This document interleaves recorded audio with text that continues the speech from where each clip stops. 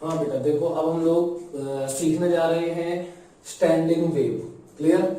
Standing wave या इसी का नाम है स्टेशनरी वेव। ये वेव जो है हमें चलती हुई नहीं दिखती, हमें रेस्ट में स्टेशनरी दिखती है। ठीक है, लेकिन फिर भी हम इसको वेव बोल देते हैं। ऐसे क्यों बोल देते हैं सब सीखेंगे हम लोग। ठीक है, तो स्टैंडिंग वेव या स्टेशनरी वेव एक ही नाम है। ये कैसे बनती है? तो जब दो ट्रैवलिंग वेव्स, अभी तक हम लोग जो पढ़ते रहे हैं, y बराबर ए साइन, स्ट्रिंग में वेव चलती है, y बराबर ए साइन ओमेगा टी माइनस के एक्स, ये क्या होती है? ट्रैवलिंग वेव होती है या प्रोग्रेसिव वेव होती है, क्योंकि ये आगे बढ़ती है। ठीक, तो जब दो ट्रैवलिंग वेव्स जिनकी फ्रीक्वेंसी कैसी हो? बिल्कुल सेम, एम्पलीट्यूड कैसे हो दोनों वेव्स के? बिल्कुल सेम, और ऑपोजिट डायरेक्शन में चल रही हो, तो ऐसा कैसे होगा? देखो समझते हैं। मान ले एक रस्सी है, मान ले कि एक रस्सी है, जैसे एक रस्सी है उसको हमने यहाँ पे फिक्स कर दिया। अब हम यहां से बना रहे स्ट्रिंग बना रहे हैं। ठीक, अब अगर मैंने यहां से एक सेकंड में 10 बार 10 ऑसिलेशन कराए तो 10 वेव, मतलब इसकी फ्रीक्वेंसी कितनी हो गई? ट्रैवलिंग जो यहां से वेव जाएगी उसके एक सेकंड में कितने ऑसिलेशन जाएंगे? 10, मतलब की फ्रीक्वेंसी हो गई 10। तो ये 10 जो ऑसिलेशन होंगे वो यहाँ रिजिड सपोर्ट से टकरा के वापस आएंगे। तो एक सेकंड में 10 भेजोगे तो एक सेकंड में 10 मिलेंगे। इसका मतलब जाने वाली वेव और रिफ्लेक्ट होकर ऑपोजिट डायरेक्शन में आने वाली वेव की फ्रीक्वेंसी सेम होगी। मान लेते हैं कि एनर्जी का लॉस नहीं हो रहा है, तो फिर रिफ्लेक्टेड वेव का एम्पलीट्यूड भी सेम होगा। जो ये वाला होगा वही एम्पलीट्यूड इसका होगा। क्लियर? तो ये मिल गई हमें दो वेव, एक ट्रैवलिंग यहां कर रही, दूसरी ट्रैवल ऑपोजिट कर रही। तो दोनों जब सुपर इंपोज होती हैं तो हमें एक नई वेव बनी हुई दिखती है जो रेस्ट में दिखती है। ठीक है, इस वेव को कहते हैं स्टैंडिंग वेव। क्या बोलते हैं? स्टैंडिंग वेव या स्टेशनरी वेव। तो कंडीशन ये लिखा हुआ है, ये इस कंडीशन से फॉर्म होती है स्टैंडिंग वेव। क्लियर? अब इसी को मान लेते हैं कि यहाँ पे जो इंसिडेंट वेव जा रही है और ये रिजिड मीडियम से रिफ्लेक्ट होकर वापस आ रही है। तो हम कैसे स्टैंडिंग वेव की इक्वेशन निकालेंगे? तो हमें तो इसकी पता है, इंसिडेंट वेव की क्या होती है? Equation of incident wave y i बराबर ए साइन ओमेगा टी माइनस के एक्स। सही है, माइनस क्यों लगाया अंदर? क्योंकि ये पॉजिटिव डायरेक्शन में जा रही है। रिफ्लेक्ट होगी ऐसे आएगी, तो आपको याद है इसमें उसमें पाई का फेज डिफरेंस हो जाता है, तो आगे क्या लगाते हैं? माइनस, और ए साइन ओमेगा टी ये नेगेटिव डायरेक्शन में जाएगी तो बीच में प्लस होता है। ये सिखा चुके हैं। अब इन दोनों का सुपरपोजिशन कराओ, तो equation of standing wave principle of superposition से क्या मिलेगी? y बराबर y1 plus y2, y i plus y r, y बराबर ए साइन ओमेगा टी माइनस के एक्स प्लस माइनस, क्योंकि इसमें माइनस लगा है, माइनस ए साइन ओमेगा टी प्लस के एक्स। साइंस ए तो बाहर कर लो, साइन सी माइनस साइन डी, ये आ जाएगा 2a साइन के एक्स। देखो ये sign C minus sine D, 2 sine C plus D by 2 cos C minus D by 2, तो ये आ जाएगी इक्वेशन। तो this is the equation of standing wave. अब ध्यान से सुनो, अब हम क्या करेंगे? अब हम एक ग्राफ बनाएंगे। तो पहले मैं ग्राफ बना के पूरा बताता हूं आपको। देखो बेटा, ये हमने चार्ट बना दिया है। किसका? सबसे पहले समझो, यहां पे टाइम लिया मैंने, ये टाइम है। यहां पे देखो टाइम बराबर 0, t/4, t/2, 3t/4 और कैपिटल टी। कैपिटल टी क्या है? Time period. फिर यहां पे इंसिडेंट वेव की इक्वेशन देखो यही थी ना, तो मैंने यहां पर इस चार्ट में y i लिखा हुआ है। ठीक, t बराबर 0 डालेंगे, y i क्या आएगा वो लिखा। फिर t बराबर t/4 पे इंसिडेंट वेव का इक्वेशन, वो डिस्प्लेसमेंट क्या होगा? y i वो लिखा, t/2 पे लिखा, t/3 सारे टाइम पे लिख दिया। ऐसे ही रिफ्लेक्टेड वेव की देखो इक्वेशन ये है, इसमें टाइम की वैल्यू डालेंगे। कौन कौन सी? 0, t/4, t/2, 3t/4 t, तो आपको y r की वैल्यूज मिलेंगी। ये y r है। क्लियर? सारी वैल्यूज। और यहां पर y नेट जो सुपरपोजिशन से जो रिजल्टेंट वेव बनी थी स्टैंडिंग वेव, तो y नेट बराबर y i plus y r। तो y नेट बराबर क्या आया था? रिलेशन 2a sin के x cos omega t prove किया था अभी। इसमें भी t की डिफरेंट वैल्यूज डालोगे तो ये आएगा y नेट, फिर ये आएगा y नेट, ये आएगा y नेट, ये आएगा y नेट, ये आएगा। डाल के देख लेते हैं। तो सबसे पहले तो t की वैल्यू डालो 0, t की वैल्यू इसमें डालो 0, तो ये 0 हो गया। a sin माइनस के x, मतलब कि माइनस a sin के x।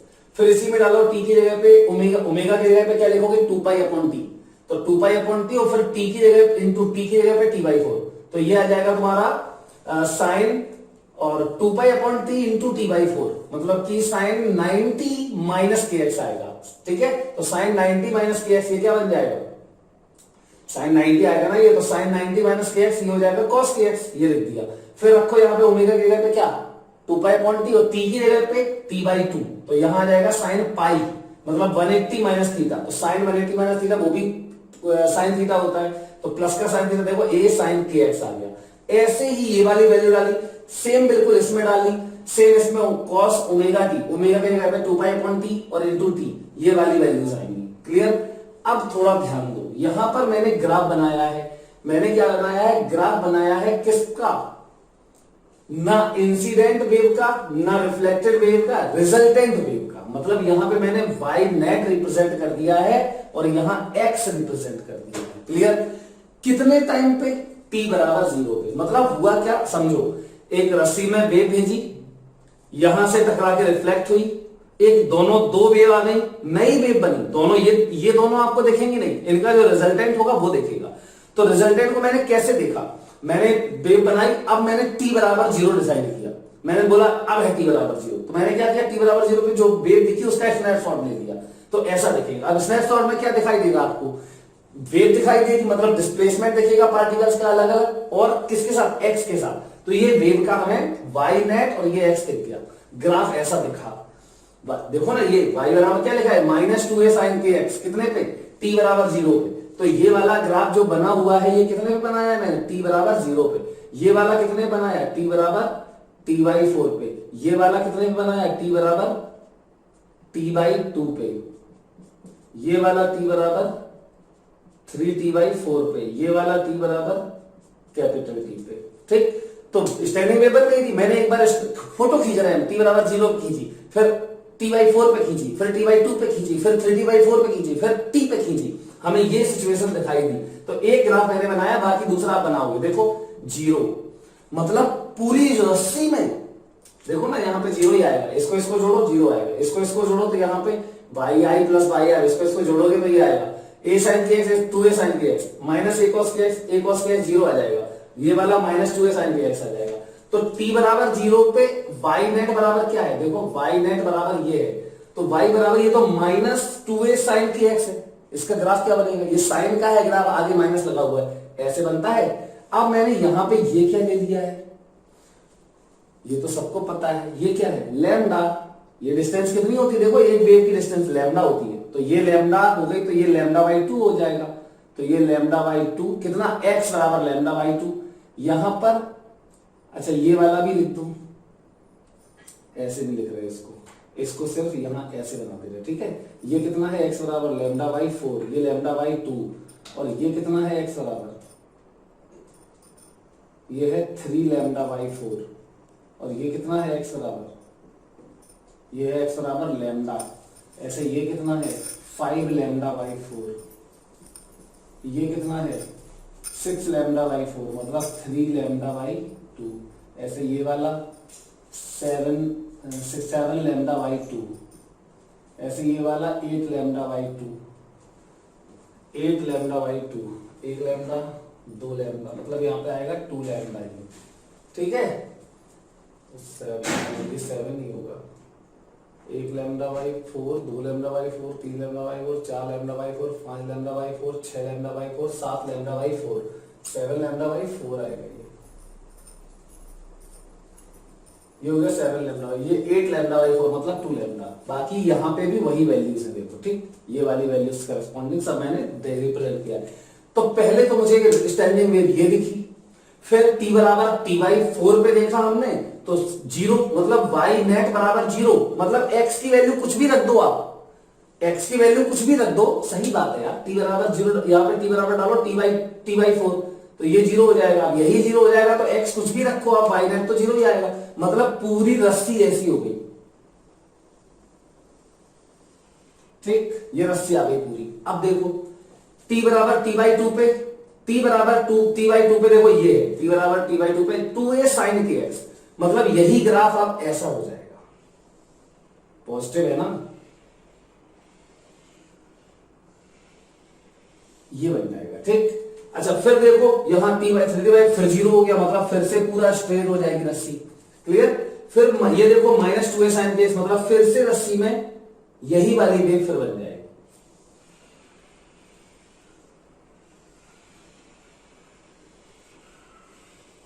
ठीक, ये सिचुएशन है। अब ध्यान से समझो हो क्या रहा है यहां पे। बेटा इन वाले पॉइंट्स को देखो जरा, ये वाला पॉइंट, ये वाला पॉइंट, ये वाला पॉइंट, ये वाला पॉइंट, ये वाला पॉइंट, ऐसे ही देखो ये वाला पॉइंट, ये वाला पॉइंट, ये वाला पॉइंट, ये वाला पॉइंट, ये ऐसे, ये देखो जरा, इसमें भी देख लो, ये वाले पॉइंट्स का किसी भी टाइम पे वाइब्रेट ही नहीं कर रहे, मतलब ये बिल्कुल जीरो ही पे है, रस्सी का ये वाला पॉइंट वाइब्रेशन ही नहीं कर रहा है। देखो ये वाला पॉइंट देखो हर जगह जीरो ही पे है, जीरो जीरो जीरो, समझ रहे हो ना। ऐसे पॉइंट्स जिनका डिस्प्लेसमेंट ही नहीं होता, उनका हमेशा डिस्प्लेसमेंट जीरो रहता है किसी भी टाइम पे, ऐसे पॉइंट्स को हम बोलते हैं नोड्स। क्या बोलते हैं? NODES, नोडल पॉइंट्स, जिनका डिस्प्लेसमेंट जीरो होता है हमेशा।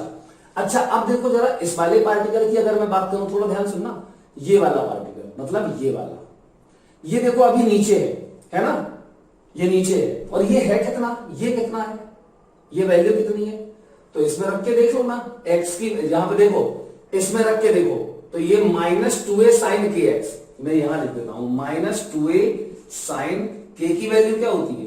2π/λ। k की वैल्यू क्या है? 2π/λ इंटू x, और x की वैल्यू यहां रख दो λ/4। मैं इस वाले पार्टिकल की बात कर रहा हूं, तो ये हो गया λ/4। देखो लैम्डा लैम्डा खत्म, 2 2 जा 4, π/2 sin π/2 क्या होता है? 1, मतलब -2a। तो देखो ये इसीलिए तो ये वाला वैल्यू जो है, ये वाली वैल्यू -2a है। कितनी है? यहां पे अगर मैं बना दूं तो ये -2a है। क्लियर? तो फिर ये कितना है? ये +2a है। ये क्या है? अगर मैं यहां पे ऐसे नहीं बना रहा हूं, यहां पे अगर मैं बना दूं तो ये +2a होगा। ठीक, ये कितना? ये बाई नेट है, और ये बाई नेट में इस वाले पार्टिकल का मैक्सिमम डिस्प्लेसमेंट कितना है? देखो यहां नीचे आया -2a तक, और ये ऊपर गया +2a तक। यहां रख के देखो, फिर से यही -2a आ जाएगा, -2a, फिर 0 पे आ जाएगा यहां, और फिर +2a पे आ जाएगा। तो देखो ये पार्टिकल कर क्या रहा है, ये अभी यहां है, फिर देखो यहां आ गया, मतलब यहां से यहां पहुंच गया, देखो यहां पहुंच गया है ना, फिर देखो यही वाला ऊपर पहुंच गया, फिर देखो 0 आ गया, मतलब वाइब्रेशन कर रहा है। और एम्पलीट्यूड क्या है इसका? 2a, समझ गए? मतलब स्टैंडिंग वेव में ऐसे ही ये वाला पॉइंट देखो, एम्पलीट्यूड 2a, मतलब स्टैंडिंग वेव में ये जो पॉइंट, अच्छा चलो एक और पॉइंट की बात करते हैं। मैं बात करता हूं इस वाले पॉइंट की, जरा देखो ये वाला पॉइंट, इसको मिलाओ यहां पे, तो ये अभी यहां है, देखो इतना डिस्प्लेसमेंट है। फिर देखो जरा यहां पे क्या हो गया? 0 हो गया। फिर देखो, ये देखो जितना नेगेटिव में था उतना ही पॉजिटिव में आ गया, फिर देखो 0 हो गया, फिर देखो फिर नेगेटिव में चला गया, समझ गए? मतलब इस पार्टिकल का एम्पलीट्यूड पता है कितना है? ये है, देखो ये है इसका एम्पलीट्यूड, देखो ये है, इससे ज्यादा दूर नहीं जा पाएगा ये, समझ गए ना? सोचो ना, ये यहां पे तो ये फिक्स है, ये वाला पार्टिकल कुछ करते नहीं, ये तो रेस्ट में रहता है। मतलब ये अभी ऐसा है, ये रस्सी ऐसी है, और फिर ऐसी हो गई, फिर यही रस्सी ऐसी हो गई, फिर ऐसी हो गई, मतलब समझ रहे हो क्या हो रहा है? ऐसा ऐसा, अरे वो ऐसे ऐसे हो रहा है एक ही जगह पे, ये फिर ये फिर ये फिर ये फिर ये फिर ये हो रहा है। समझ में आ रही है सबको? तो इसका मतलब यही रस्सी यहां पे ऑसिलेट कर रही है, ऐसे नीचे नीचे ऊपर नीचे ऊपर। तो हर पार्टिकल इस जगह पर देखो, इस इंस्टेंट पे देखो, जब ये स्नैपशॉट लिया तो यहां पे हर पार्टिकल अपनी एक्सट्रीम पोजीशन पे है। कैसे? देखो ये वाला अपनी एक्सट्रीम पोजीशन पे है, कितने? अपने एम्पलीट्यूड पे। ये वाला पार्टिकल देखो जो यहां था वो अपने एम्पलीट्यूड पे, ये वाला पार्टिकल पता है इसी एम्पलीट्यूड का वाइब्रेशन करेगा, ये इतना, इसका एम्पलीट्यूड 0 है, इसका एम्पलीट्यूड सबसे ज्यादा होता है, देखो ये बीच वाला। ठीक, तो जिसका डिस्प्लेसमेंट हमेशा 0 होता है उसे बोलते हैं नोड, नोड नोड, ये सब नोड है। और जिनका डिस्प्लेसमेंट होता है लेकिन एम्पलीट्यूड सबसे बड़ा होता है, तो एम्पलीट्यूड सबसे बड़ा इसका है, इन्हें बोलते हैं एंटी नोड। अच्छा, इसको एंटी नोड नहीं बोलेंगे, क्यों? क्योंकि ये भी वाइब्रेट कर रहा है लेकिन इसका एम्पलीट्यूड सिर्फ इतना है, समझ गए ना? तो एंटी नोड क्या होते हैं? जिनका एम्पलीट्यूड हाईएस्ट होता है, कितना होता है? 2a आता है। ठीक, तो वो होते हैं एंटी नोड, और जिनका डिस्प्लेसमेंट 0 ही होता है हमेशा, वो होते हैं नोड। मतलब दो नोड के बीच में, देखो ये नोड ये नोड ये नोड ये नोड, दो नोड के बीच में जो रस्सी होती है वो वाइब्रेट करती रहती है। ठीक है, अब ध्यान से समझो, नोड पे ये वाइब्रेशन ही नहीं कर रहा है, तो क्या यहां से आगे एनर्जी जा सकती है? सोचो, पार्टिकल एनर्जी कैसे ट्रांसमिट करता है? वाइब्रेशन के थ्रू। मोमेंटम कैसे ट्रांसफर करता है? वाइब्रेशन के थ्रू। इस पार्टिकल का तो वाइब्रेशन ही नहीं हो रहा, इस पार्टिकल का तो वाइब्रेशन ही नहीं हो रहा, मतलब इसके बीच में सिर्फ रस्सी ऑसिलेट कर रही है।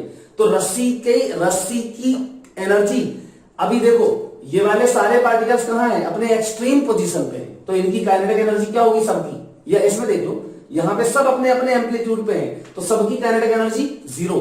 और यहां देखो सब अपनी अपनी मतलब ये ऐसे थी, अब ये ऐसे होके जा रही है, मतलब यहां काइनेटिक एनर्जी मैक्स हो गई। तो सारे पार्टिकल्स में यहां पे क्या है? काइनेटिक एनर्जी है।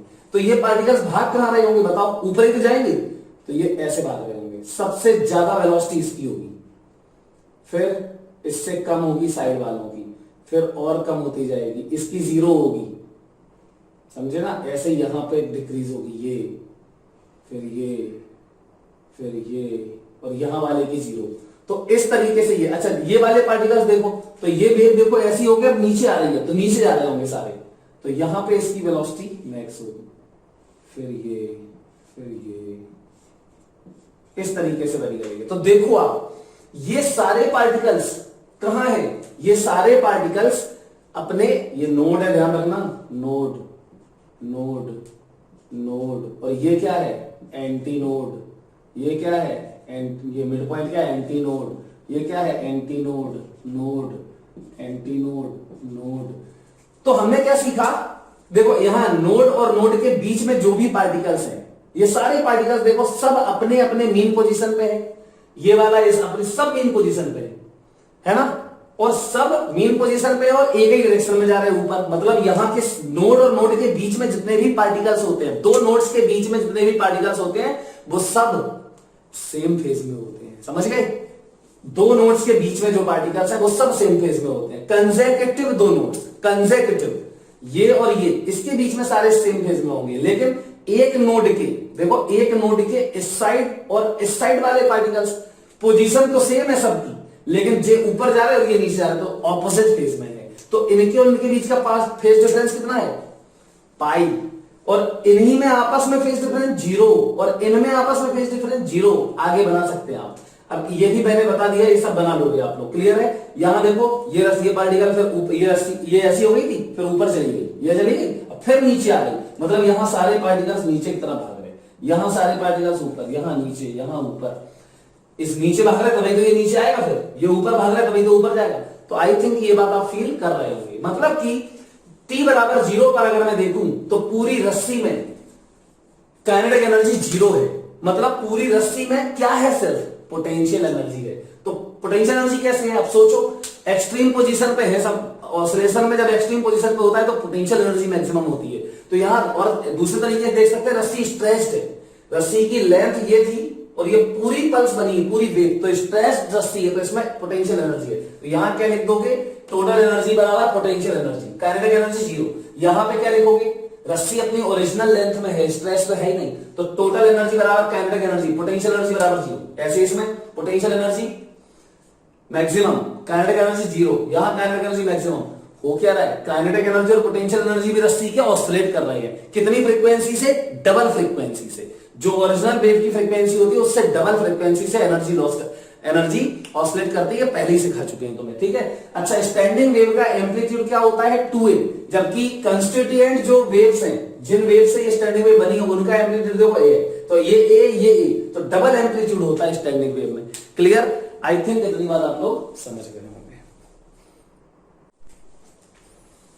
देखो बेटा, अभी मैंने जो स्टैंडिंग वेव बनाए थे उसमें एक बात और बता दें, node anti node, node anti node, node anti node, node, ऐसा होता है ना? तो दो लगातार नोड और नोड देखो, दो कंसेक्यूटिव नोड्स के बीच की डिस्टेंस λ/2। दो कंसेक्यूटिव देखो, ये एंटी नोड और ये एंटी नोड, मतलब ये और ये, इनके बीच की डिस्टेंस देखो, ये λ/4 और ये λ/4, मतलब λ/2। तो दो कंसेक्यूटिव नोड्स या दो कंसेक्यूटिव एंटी नोड्स के बीच की डिस्टेंस λ/2 होती है, और दो और नोड और एंटी नोड जो होते हैं, नोड और एंटी नोड, उनके बीच की डिस्टेंस λ/4 होती है। तो मैंने लिख दिया, ये समझ गए? छोटी सी बात थी। देखो बेटा, अब हमें अभी हमने पूरा एनालिसिस किया था, ठीक है, मैथमेटिकली। फिर से मैंने लिख दिया एक बार और, reflection of wave from fixed and. Fixed and से रिफ्लेक्शन अगर हमें कराना है तो वही फिर से लिखा है, कुछ अलग नहीं है। इंसिडेंट इक्वेशन देखो y बराबर माइनस के एक्स, रिफ्लेक्टेड वेव की इक्वेशन आगे माइनस हो जाएगा, बीच का साइन बदल जाएगा क्योंकि डायरेक्शन नेगेटिव में आ जाएगी, y नेट ये आ जाएगा। अब इसमें मैंने थोड़ा सा और अच्छे से बताया है आपको एक एक पॉइंट लिख के।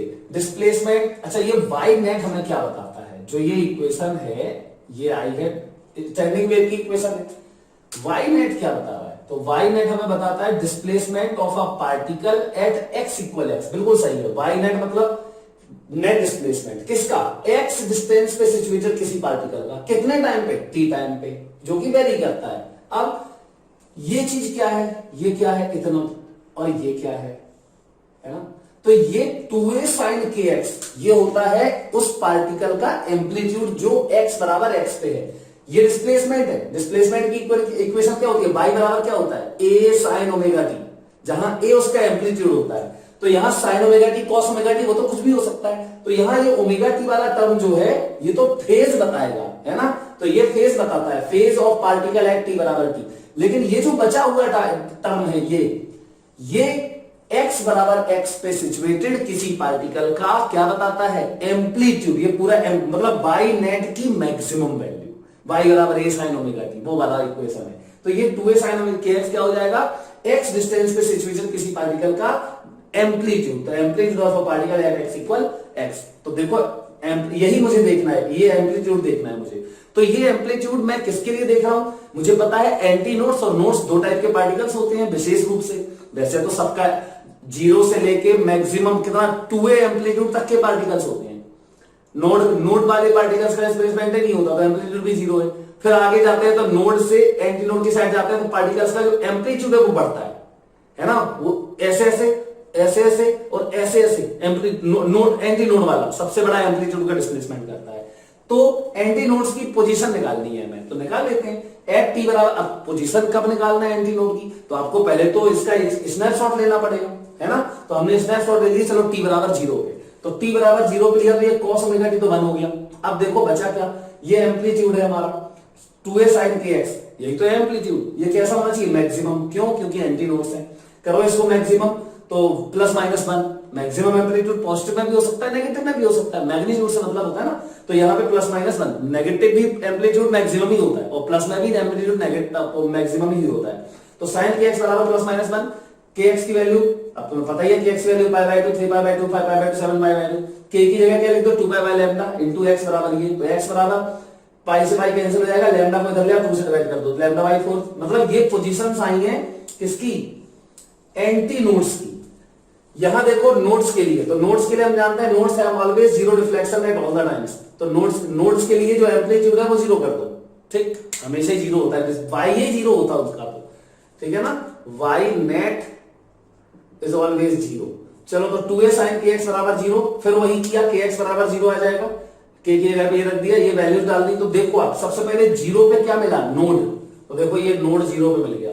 फिर लैम्डा बाई 4 पे क्या मिला, देखो ये लैम्डा बाई 4 पे क्या मिला, एंटी नोड। फिर देखो लैम्डा बाई 2 पे क्या मिला, नोड। फिर देखो 3 लैम्डा बाई 2 पे क्या मिला, यहां देखो ये एंटी नोड। फिर देखो लैम्डा पे क्या मिला, नोड, समझ गए ना। तो इस तरीके से कंसेक्यूटिव क्या मिल रहा है, नोड्स और एंटी नोड्स हमें मिलते हैं।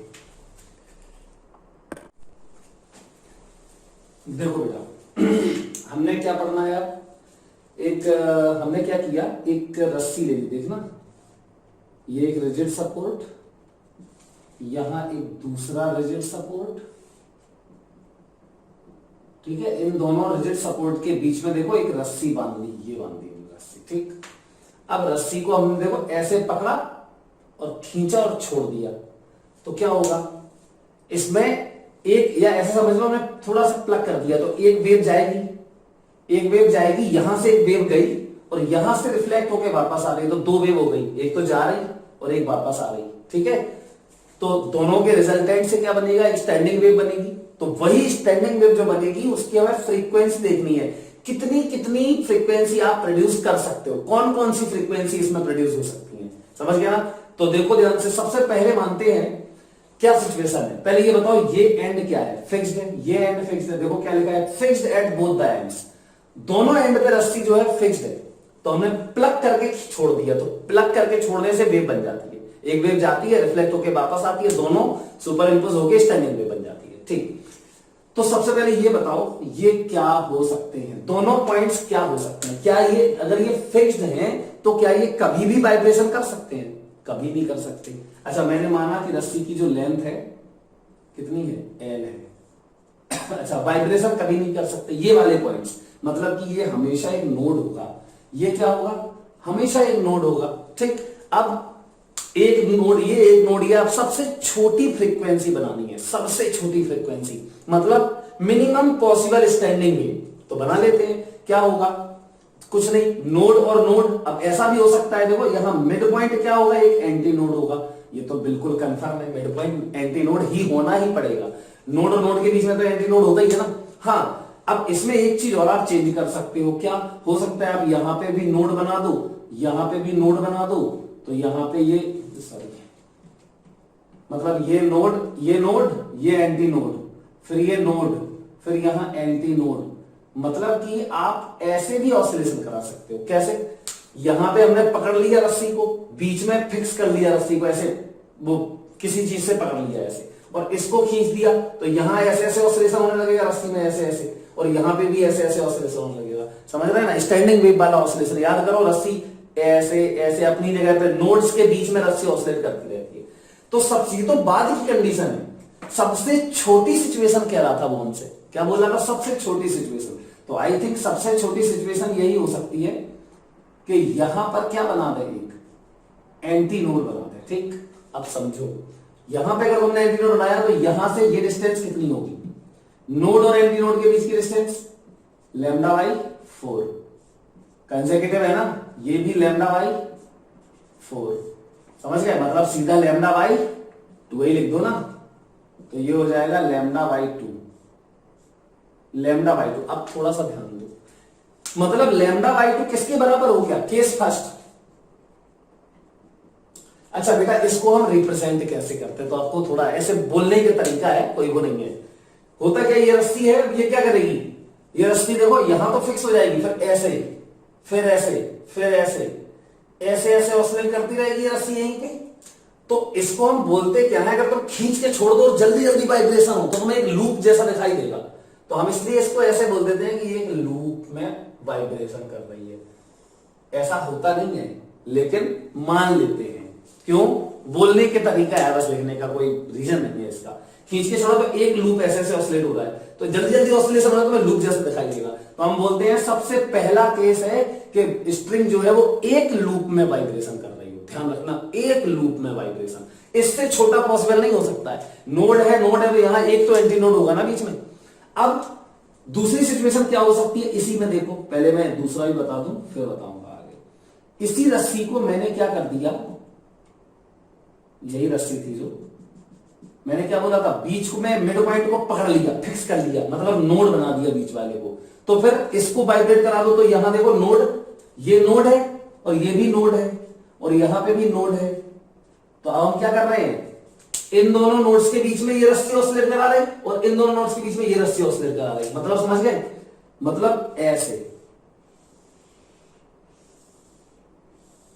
मतलब रस्सी दो लूप्स में ऑसिलेट कर रही है। देखो अगला केस, अभी एक विशेष बात है, ध्यान से सुनते जाना। अभी अगला केस क्या होगा, यहां नोड किया तुमने, यहां दो नोड कर दो बीच में, मतलब इसके बीच में दो नोड, तो एक नोड मतलब ऐसे 3 लूप्स में ऑसिलेशन करा रहा हूं। एक नोड यहां था, एक नोड यहां, ये तो है ही नोड, लेकिन हमने यहां भी फिक्स पकड़ के फिक्स कर लिया रस्सी को, यहां भी कर लिया फिक्स, 3 लूप हो गए। मतलब string is oscillating in 3 loops. तो ये क्या है बीच में, एंटी नोड, ये क्या है बीच में, एंटी नोड, ये नोड, ये नोड, ये क्या है, एंटी नोड, ये क्या है, एंटी नोड, ये क्या है, एंटी नोड। क्लियर। अब बेटा देखो ध्यान से, क्या समझ, डिफरेंस क्या लग रहा है आपको, देखो मैं बताता हूं। ये एन और एन के बीच में लैम्डा बाई 2, ठीक है। अब यहां देखो, ये एन और एन के बीच में लैम्डा बाई 2 होता है कि नहीं, ये लैम्डा बाई 2 और ये लैम्डा बाई 2, मतलब ये पूरा क्या हो जाएगा, लैम्डा। तो यार ये तो कौन सी बात हुई, यहां लैम्डा बाई 2, ये लैम्डा, तो एक्चुअली में ये लैम्डा ही अलग अलग है। समझ गए। तो सबसे पहले वाले केस में लैम्डा बड़ी है, देखो लैम्डा 1/2 मैं क्या लिखूंगा, पहले तो case first, string is vibrating in one loop, तो फिर क्या लिखोगे, लैम्डा 1/2 बराबर एल, लेंथ लैम्डा 1/2, लैम्डा 1 बराबर 2l, क्लियर। अब लैम्डा 1 2l हो गया, यहां से निकालो जरा केस सेकंड में लैम्डा 2, देखना केस सेकंड क्या लिखोगे, लैम्डा 2 बराबर एल, देखो यहां पे लैम्डा 2l है और यहां लैम्डा l है, मतलब लैम्डा घटती जा रही, वेवलेंथ घटती जा रही, ठीक। वेवलेंथ घटती जाएगी तो फिर फ्रीक्वेंसी बढ़ती जाएगी, क्योंकि हमें पता है फ्रीक्वेंसी म्यू बराबर v बाय लैम्डा, और v क्या होता है, under root t by mu. रस्सी में, स्ट्रिंग में वेव की velocity under root t by mu, t क्या होती है, टेंशन, तो टेंशन हर जगह सेम रखते हैं हम। Mu mass per unit length of the string, वो तो बदल नहीं रहे, वही रस्सी तो है, ठीक है, under the same tension, clear. अब टेंशन कैसे प्रोड्यूस करते हैं इसको, तो स्ट्रेच करके हमने बांध दिया रस्सी को, तो टेंशन प्रोड्यूस होगी। तो यहां पर v तो सेम है, तो इसका मतलब क्या हुआ कि लैम्डा जैसे जैसे नीचे घट रही है फ्रीक्वेंसी बढ़ेगी, समझ गए। तो यहां पे कुछ फ्रीक्वेंसी अब निकालना है, वही फ्रीक्वेंसी निकालना है, पढ़ क्या रहे हैं, देखो फ्रीक्वेंसी, तो लैम्डा 1 बराबर 2l, तो पहली फ्रीक्वेंसी f1 बराबर क्या होता है, v बाय लैम्डा 1 बराबर v बाय 2l, ये हमें पहली बात याद रखनी है। या इसी को और भी लिख सकते हो, v की जगह या 1/2l लिख दो, और v की जगह सबको पता है under root t by mu, तो ये हमारा फॉर्मूला है फ्रीक्वेंसी का, v/2l, पहली छोटी फ्रीक्वेंसी।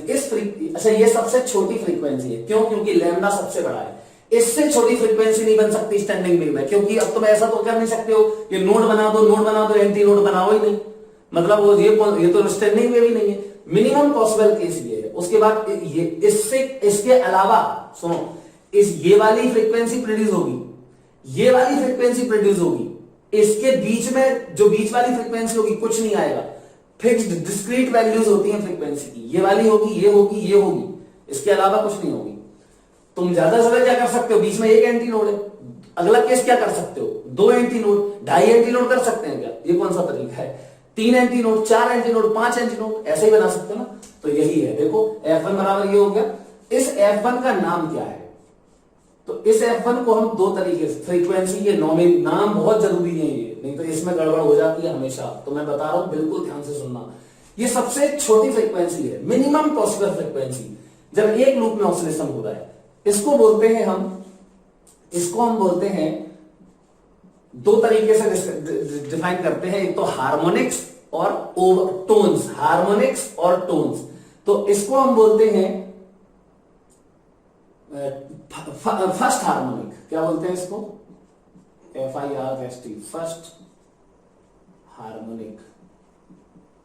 अच्छा टोन में क्या बोले, इसी को फंडामेंटल टोन, फंडामेंटल टोन। अगले वाले दूसरी जो फ्रीक्वेंसी आएगी उसके भी 2 नाम होंगे, बात एक ही है लेकिन, ठीक। अच्छा केस सेकंड लैम्डा 2 बराबर एल, तो फिर फ्रीक्वेंसी F2 बराबर v बाय लैम्डा 2, तो बराबर v बाय एल बराबर, देखो यहां पे ये, इसमें एक काम करो, इसको लिख सकते हो आप 1/l under root t by mu, v की जगह under root t by mu और 1/l।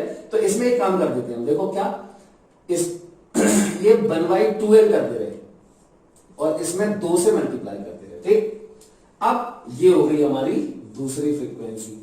अब इसका नाम क्या है, अब बहुत यहीं पे बस गड़बड़ होती है, सुनना ध्यान से, फर्स्ट हार्मोनिक।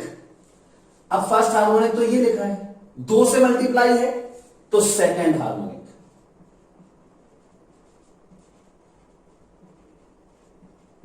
पे हार्मोनिक के लिए क्या करते हैं, फर्स्ट वाली फ्रीक्वेंसी को तो फर्स्ट हार्मोनिक बोले, उसके बाद अगर यहां पे 2 नहीं होता 3 होता, मान लो 3 टाइम्स प्रोड्यूस होती, तो हम सेकंड हार्मोनिक नहीं बोल सकते, थर्ड हार्मोनिक बोलते, ठीक। तो हमें देखना होता है कि पहली वाली फ्रीक्वेंसी का कौन सा इंटीग्रल है, अगली वाली वो नंबर होगा हार्मोनिक का।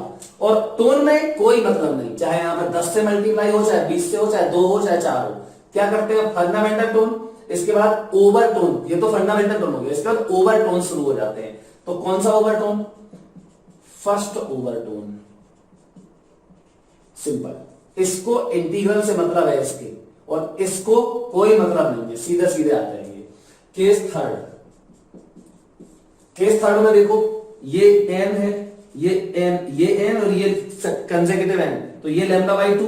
फिर देखो n और n लैम्डा बाई 2, यहां देखो n और n लैम्डा बाई 2, मतलब 3 times lambda by 2, 3 times lambda by 2। यार ये कौन सा तरीका है? इसका मतलब है कि लैम्डा बदल रही है, लैम्डा 3। तो L बराबर 3 लैम्डा 3 बाई 2, तो लैम्डा 3 बराबर 2L अपॉन 3, ये हो गया।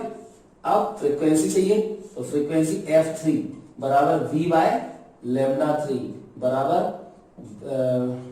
V हो जाएगा under root T by mu, और 1 अपॉन लैम्डा 3, लैम्डा 3 की वैल्यू हो जाएगी यहां पे 2L अपॉन 3। ठीक है, अब देखो 3 टाइम्स, इसको ऐसे लिख दो, 3 times 1 by 2L under root T by mu, मतलब ये तो फर्स्ट वाली फ्रीक्वेंसी है, तो इसका नाम क्या लिखोगे? कितना सिंपल है, इसका नाम ओवरटोन बताओ, सेकंड ओवरटोन। कोई मतलब नहीं है कुछ भी नंबर से मल्टीप्लाई हो, इसको मतलब है 3 से मतलब है, तो थर्ड हार्मोनिक। ठीक, तो एक क्वेश्चन आता है कि स्ट्रिंग जो होती है वो दोनों एंड पे जब फिक्स्ड होती है, दोनों एंड पे फिक्स्ड है, इसी में तो स्टैंडिंग में बना रहे हैं, तो उसमें कौन कौन से हार्मोनिक्स प्रोड्यूस होते हैं?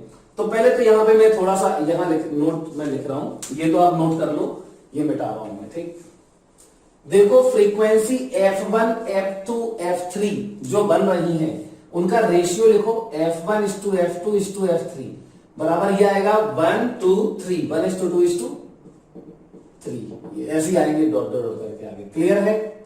अच्छा, बहुत बढ़िया। तो 1 2 3 मतलब ऐसे अगर P लूप्स में, अच्छा इसमें 1 2 3 आ रहा है, तो मतलब ई ऑड और इवन सारे हाथ, देखो फर्स्ट हार्मोनिक सेकंड ये ऑड है, ये इवन है, ये थर्ड हार्मोनिक ऑड है, तो odd and even both harmonics are produced. Guitar वगैरह में यही होता है। ठीक है, बहुत हार्मोनिक। अच्छा ये देखो ये फॉर्मूला, तो जनरल फॉर्मूला F बराबर, अगर P लूप्स में ऑसिलेशन हो रहा हो तो P upon 2L under root T by mu, जहां पे P क्या है? नंबर ऑफ लूप्स जिसमें हमारी स्ट्रिंग वाइब्रेट कर रही है।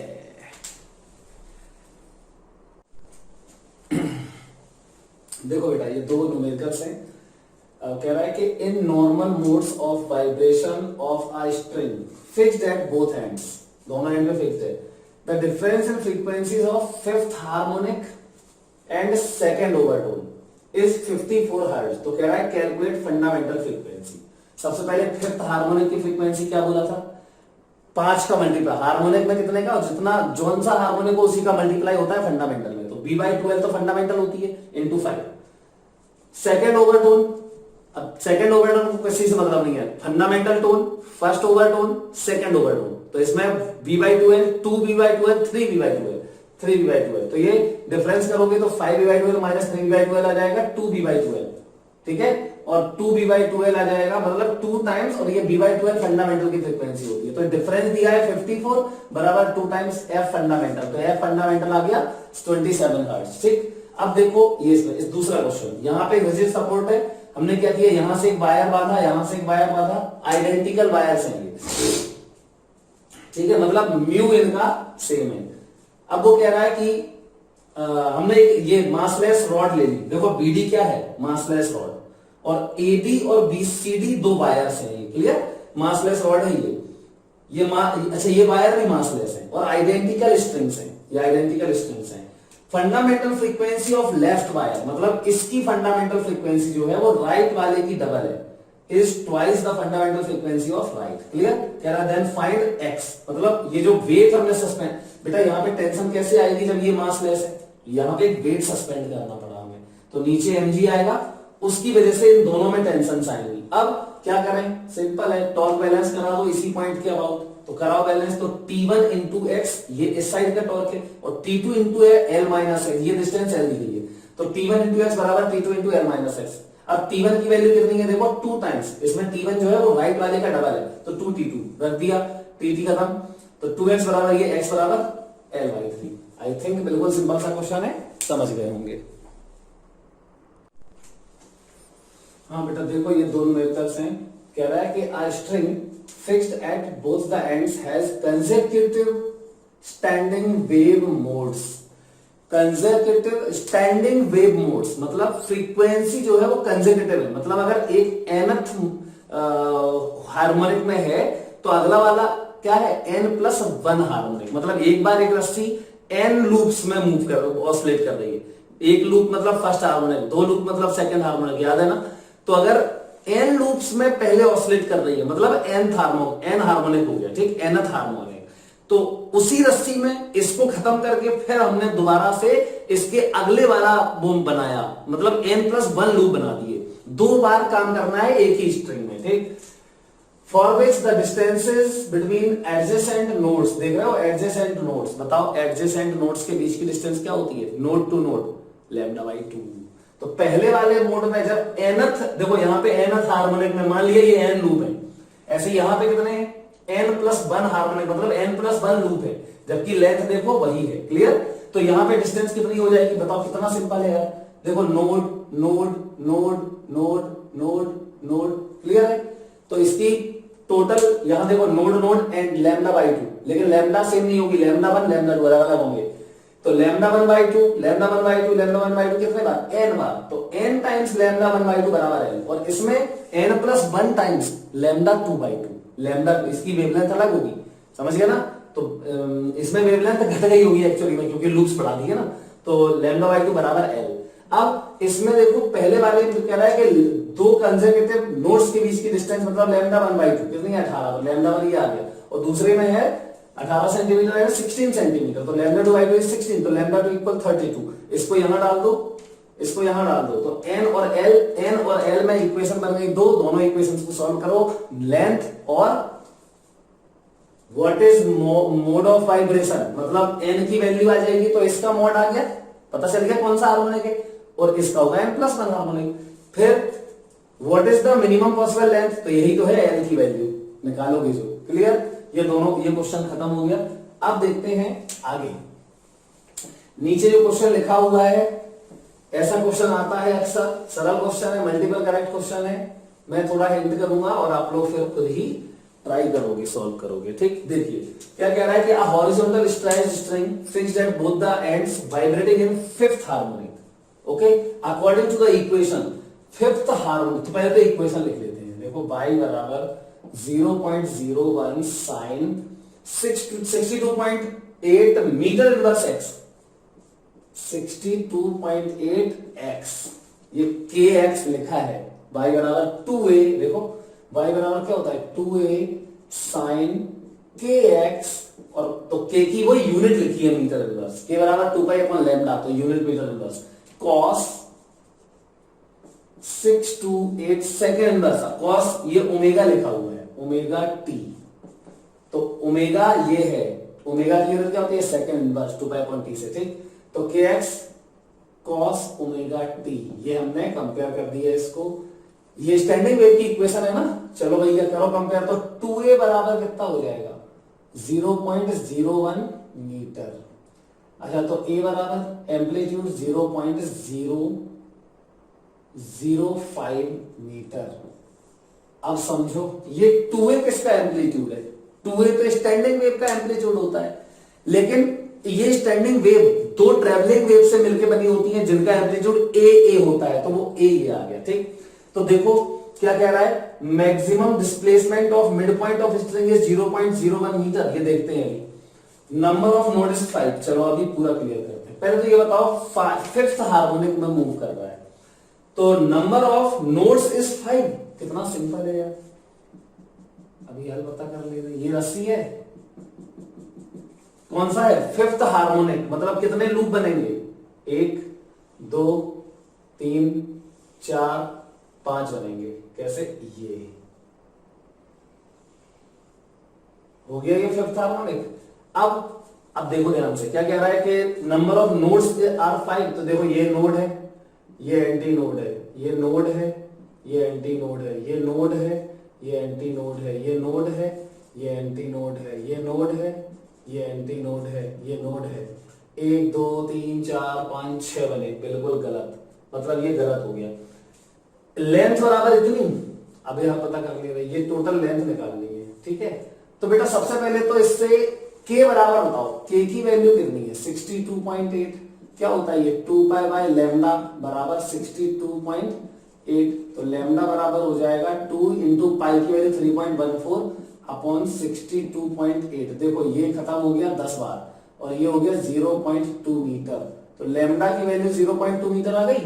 तो अब देखो यहां से पूरी डिस्टेंस कितनी होगी, 1 2 3 4 5 लूप है ना, तो ये हो जाएगा 5 लैम्डा बाई 2, ये n से n lambda by 2, 5 lambda by 2 बराबर l, तो l बराबर हो गया 5 बाई 2 इंटू लैम्डा की वैल्यू है 0.2, हटाओ ये 0 बढ़ाओ 10, मतलब l बराबर 0.5 मीटर। ये ये भी गलत हो गया, चलो ये भी गलत है। तो maximum displacement of mid point is, अब देखो मिड पॉइंट का मैक्सिमम डिस्प्लेसमेंट पूछ रहा है, तो पहले तो मिड पॉइंट के लिए यहां से x बताओ, तो x की वैल्यू हो जाएगी l बाई 2, l हमने निकाल लिया है, तो x की वैल्यू यहां पे l बाई 2 डाल दोगे, ठीक है।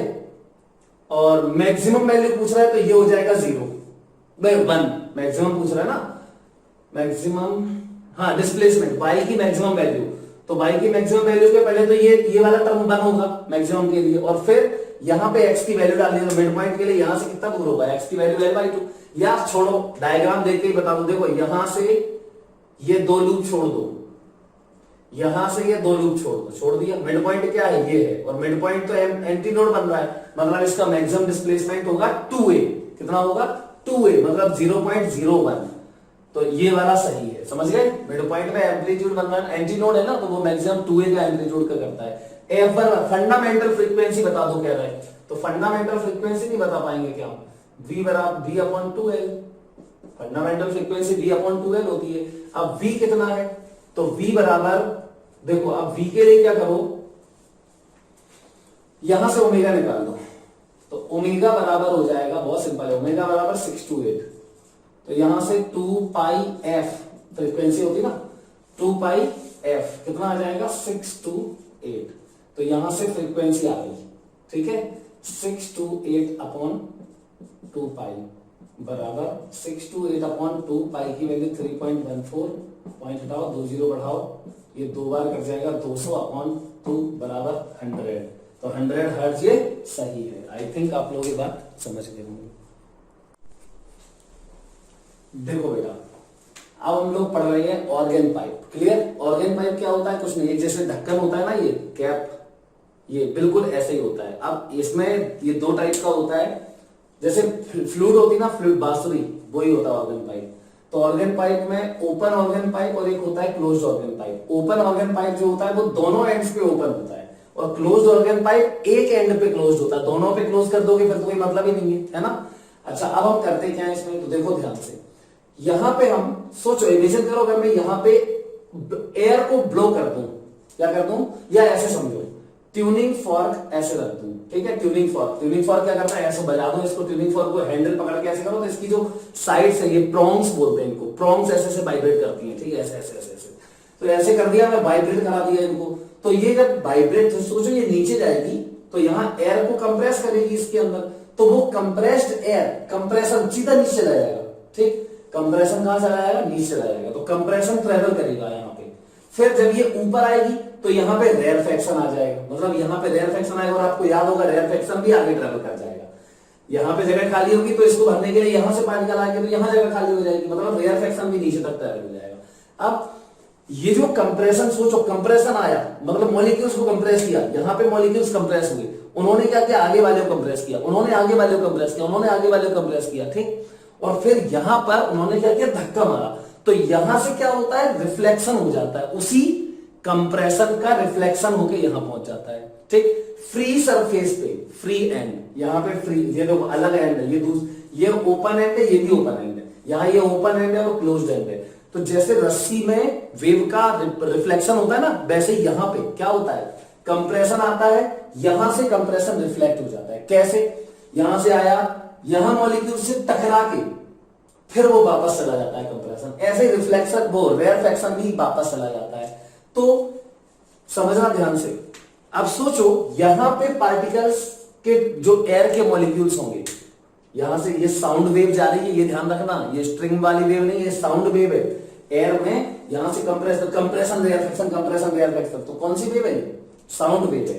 तो यहां पे यहां पे एयर के पार्टिकल्स फ्री है मूव ऑसिलेट करने के लिए, है ना। यहां पे पार्टिकल्स फ्री है ऑसिलेट करने के लिए। तो क्या हुआ, एक वेव गई, कंप्रेशन गया, मतलब एक वेव कंटिन्यू जा रही है और यहां पे पहुंच के रिफ्लेक्ट होके आ रही है, मतलब एक जा रही है और यहां से रिफ्लेक्ट होके वापस आ रही है। दो वेव हो गई, दोनों सुपर इम्पोज होंगी और क्या बनेगा? स्टैंडिंग वेव बनेगी। ठीक, तो यहां पे पार्टिकल्स फ्री टू ऑसिलेट हैं, तो यहां पे खूब सारा वो होगा, क्या ऑसिलेशन होगा। तो पार्टिकल्स का जो वाइब्रेशन होगा, देखो ध्यान से, वो ऐसे होगा। यहां पे ओपन एंड पे देखो ये लूप्स, इसमें भी हम लोग लूप्स से ही रिप्रेजेंट करते हैं। ठीक है, देखो ये था।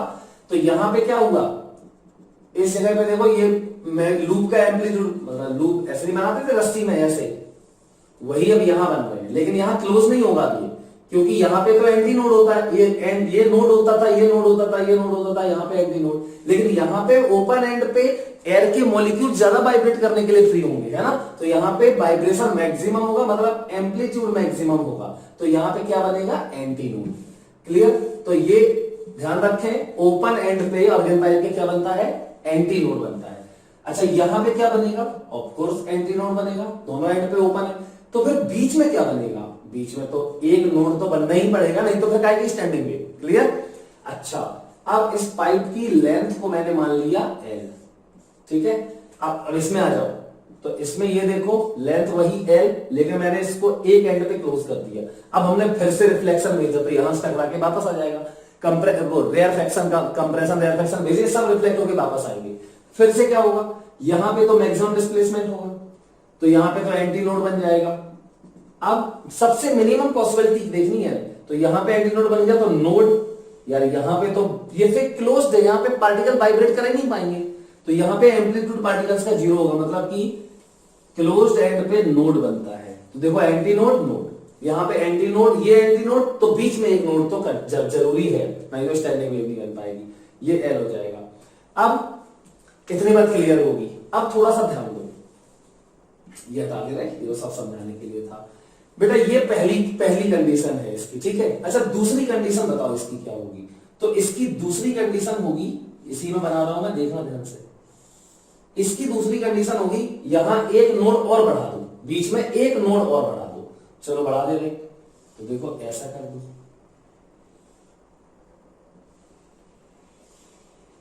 ठीक है। देखो एक नोड और बढ़ गया, ये तो एंटी नोड ही रहेगा हमेशा, ये क्या रहेगा? नोड। ये देखो एंटी नोड, और ये देखो नोड, और ये वाला एंटी नोड। मतलब देखो अभी बीच में एक नोड बन रहा था, अब देखो बीच में दो नोड बनने लगे, ठीक है। तो ये क्या है? जस्ट इसके बाद वाली फ्रीक्वेंसी है।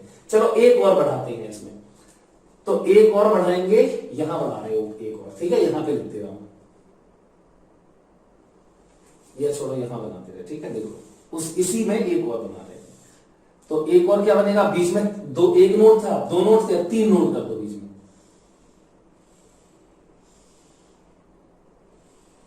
ये हो गया।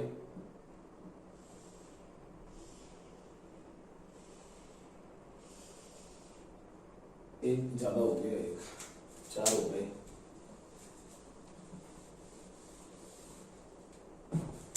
ठीक है। देखो तीन करने हैं नोड, बहुत सिंपल है, बहुत सरल है ये तो एक नोड यहां बना ले रहे, एक नोड यहां बना ले रहे, एक नोड यहां बना ले रहे, ठीक है। एक यहां, एक यहां। चलो देखो अब ये जाएगा, यहां से ऐसे आएगा, ये ऐसे आएगा और ये आ जाएगा, ठीक है। बस देखो ये क्या है? Anti node. ये क्या है? नोड। ये क्या है? Anti node. ये क्या है? नोड। ये क्या है? Anti node. ये क्या है? नोड। ये क्या है? Anti node. अब देखो जरा डिस्टेंस, तो यहां पे वेव लेंथ देखो एल ही है। अब देखो यहां एंटी नोड और नोड कितना होता है, एंटी नोड नोड और फ्री एंटी नोड, तो anti node to anti node lambda by 2, तो ये तो हो जाएगा एल बराबर कितना लैम्डा 1 बाई 2।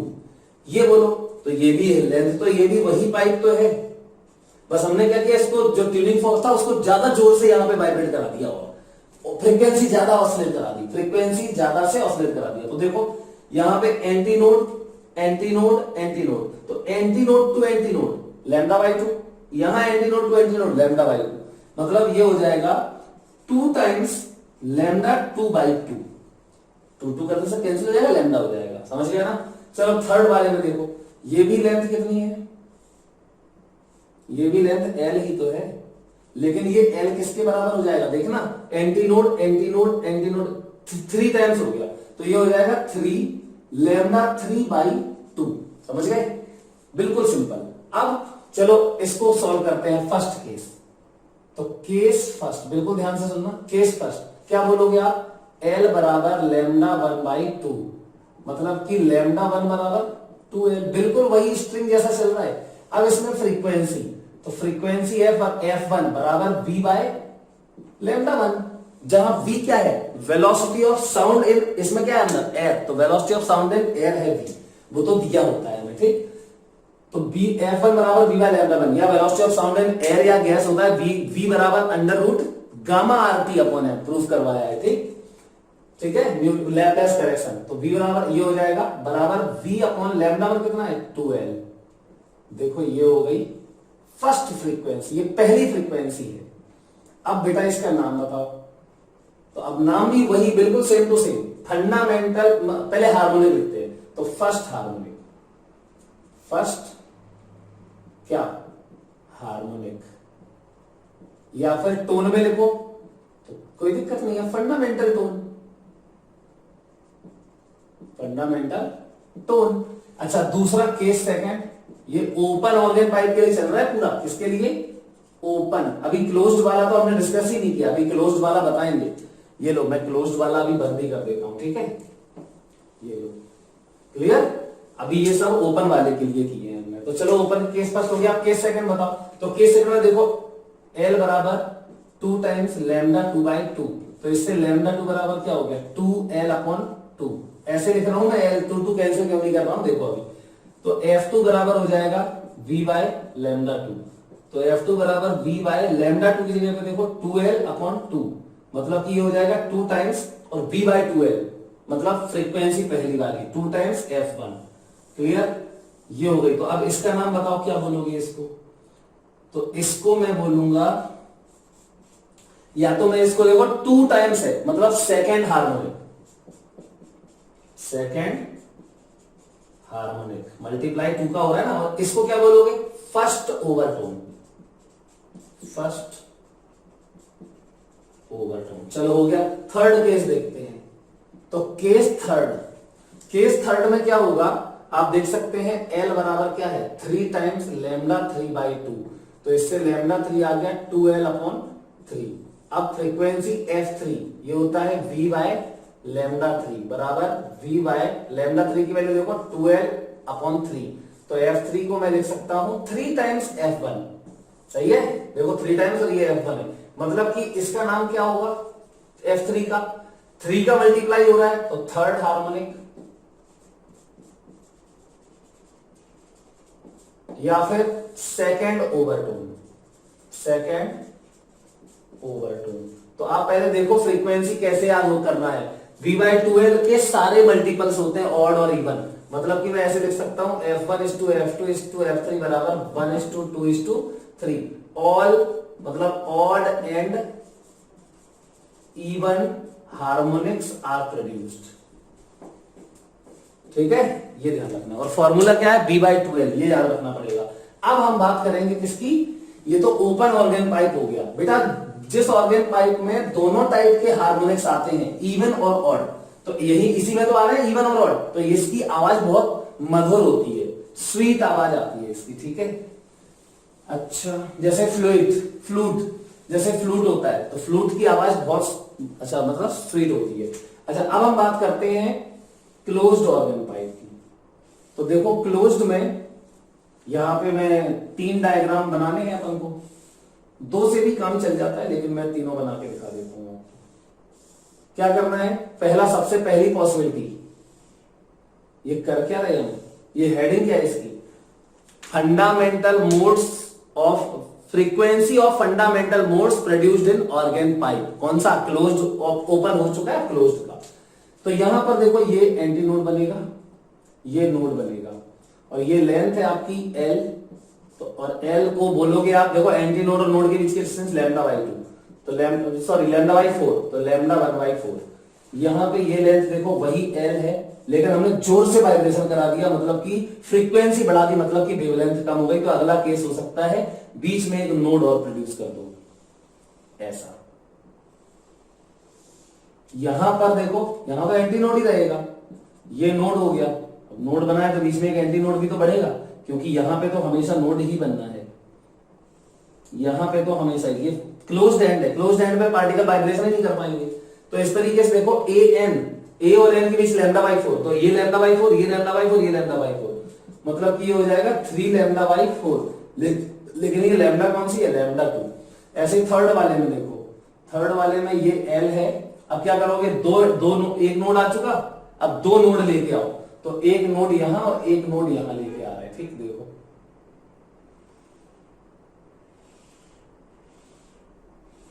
चलो ये बन गया, ठीक है। देखो ये anti node, node, anti node, node, anti node, node, A N 5 बार हो गया, तो ये हो जाएगा 5 टाइम्स λ3/2। क्लियर। चलो केस फर्स्ट देखते हैं, ये क्लोज ऑर्गन पाइप के लिए है, तो केस फर्स्ट में आप देखो यहाँ पे L बराबर ये, मतलब λ1 बराबर 4L, ये λ1 आ गया, फ्रीक्वेंसी बोलो F1 बराबर B/λ1, मतलब कि B/4L। पहले और इसमें क्या डिफरेंस है, ओपन वाले में B/2L आ रहा था, इसमें B/4L आ रहा है। इसका नाम तुम लोग लिख लोगे, क्या होगा, फर्स्ट हार्मोनिक या फिर फंडामेंटल टोन, ठीक है, फंडामेंटल टोन। चलो केस सेकंड में हो जाएगा λ2 λ2/4 बराबर L, ये वाला, सॉरी नहीं, 3 λ2/4 बराबर इतना, तो λ2 बराबर क्या आ जाएगा, λ2 आ जाएगा 4L/3। अब ध्यान देना जरा, तो F2 बराबर हो जाएगा B/λ2 बराबर V/λ2, देखो 4L/3, मतलब कि 3 टाइम्स ऑफ F1। देखो अभी तक ये 3 टाइम्स नहीं आया, सब में पहली वाली फ्रीक्वेंसी का डबल ट्रिपल सब आते थे, 4 टाइम्स 5 टाइम्स सब आते थे, लेकिन इसमें देखो पहला वाला F1 आया B/4L, अगला वाला जो है वो 3 टाइम्स है, सेकंड टाइम वाला आया ही नहीं है, मतलब कि इसका नाम क्या होगा, इसका नाम होगा फर्स्ट हार्मोनिक, तो इसका नाम क्या होगा, थर्ड हार्मोनिक, ये थर्ड हार्मोनिक है। या फिर टोन को कोई मतलब नहीं है, टोन तो अगला ही होगा, कौन सा फर्स्ट क्या, फर्स्ट ओवर टोन। क्लियर। चलो अब F3 केस थर्ड देखते हैं, F3 बराबर ये हो जाएगा, पहले तो λ3 की वैल्यू बताओ, तो यहां λ3 देखो, λ3 बराबर 2L/5। क्लियर। अब λ3 आ गया, तो F3 बराबर V/λ3, तो V/λ3 मतलब V/2L/5, मतलब कि ये 5 टाइम्स ऑफ F1 हुआ। तो फिर इस F3 का नाम क्या होगा, F3 का नाम होगा 5 टाइम्स है फर्स्ट का, तो ये होगा फिफ्थ हार्मोनिक, या फिर ओवरटोन को तो मतलब ही नहीं है, सेकेंड ओवरटोन। क्लियर। ये हो गए इसके नाम। तो एक मिनट, इसमें और थोड़ा सा और बता दें, इसमें जो रेशियो होगा F1 ratio F2 ratio F3 बराबर होगा 1:3:5, जबकि अभी तक देखो 1:2:3 आते थे, मतलब इसमें only odd harmonics are produced, odd harmonics are produced. Clear. तो इसकी आवाज जो होगी वो उतनी स्वीट नहीं होगी, ठीक।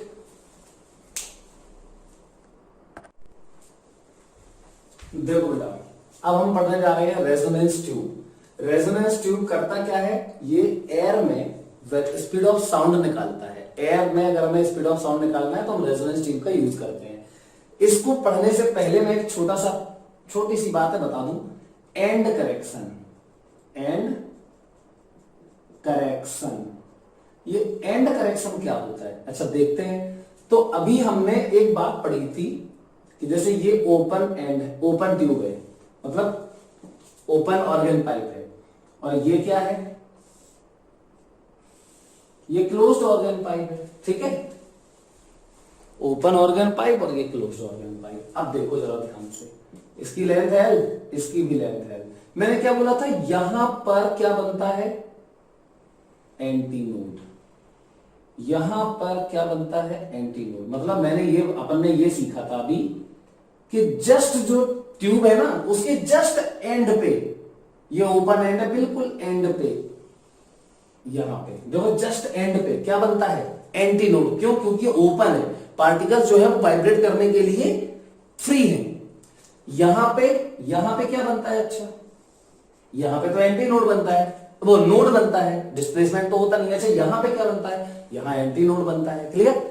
तो यहां एंटीनोड बनेगा, देखो यहां एंटीनोड बनेगा यहां पे। अब करेक्शन क्या है इसमें, तो करेक्शन ये है कि जो नोड, ये एल लेंथ है, देखो है ना एल, ट्यूब के एंड्स की लेंथ तो एल है ना, ये भी लेंथ कितनी है एल, एंड से एंड तक यहां तक एल है।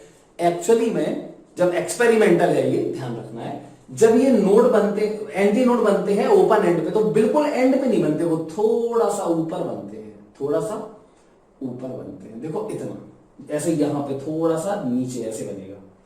मतलब जस्ट ट्यूब के एंड पे पार्टिकल अच्छे से वाइब्रेट नहीं कर पाते। कहां कर पाते, उसके थोड़े से ऊपर 100% एम्पलीट्यूड से, मैक्सिमम एम्पलीट्यूड से वाइब्रेट कर पाते हैं। ये एक्सपेरिमेंटल है, इसका थोड़ा सा पढ़ना है अपन को। तो जितना ऊपर बनता है एंटी नोड, यहां होता है यहां, जबकि अभी मैंने कहां बताया था, एंड पे। कोई बात नहीं, वो ठीक है, वैसे ही पढ़ना है। जब एंड करेक्शन नहीं दिया होता है तो वही लिखते हैं, लेकिन अगर एंड करेक्शन दिया हो तो फिर हमें लेना पड़ता है वो। तो यहां पे क्या होगा, ये डिस्टेंस, इस डिस्टेंस को हम कहते हैं स्मॉल ई, इस डिस्टेंस को हम कहते हैं स्मॉल ई, यही होता है एंड करेक्शन। तो actual position of anti node and the end of tube के बीच का जो डिस्टेंस होता है उसे एंड करेक्शन कहते हैं। यहां पे थोड़ा सा ऊपर यहां बन जाएगा, बाकी यहां तो कुछ होना नहीं है, यहां तो एंड नोड है, ठीक। तो ये हो गया, मतलब कि ये वाली डिस्टेंस कितनी हो गई, ई हो गई।